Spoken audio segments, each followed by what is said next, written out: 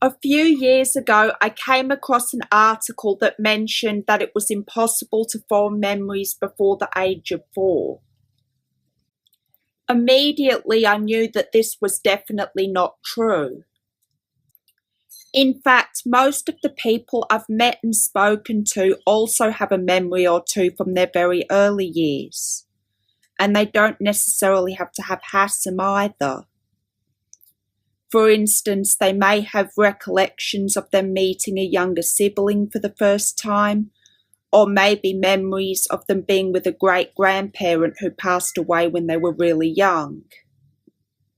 I myself also have a fair few memories from being under the age of 4, and I'll share some of them with you now.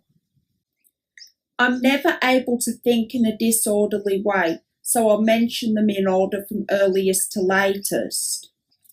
A memory before I was the age of 1 was my first Christmas when I was 14 days old.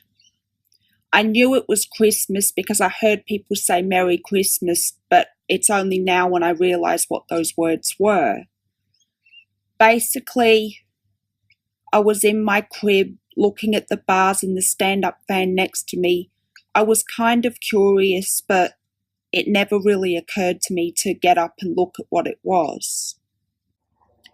Just before I turned 2, a few months before my sister Jessica was born, that's when I started dreaming. My very early dreams were very much like my dreams are now, except at that time I thought I really was leaving home, and that made me scared.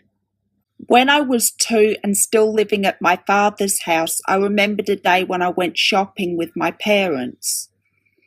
While we were in the car park walking into the shop, a kind lady waved and smiled down at me, and I was embarrassed and waved back. Anyway, when we were in the shop, I was fascinated about how the trolley could move faster than I could run. And I'd keep on running, but it kept going ahead of me, so I said, "Mum, I can't keep up," and that's when she just took my hand, and the problem was solved.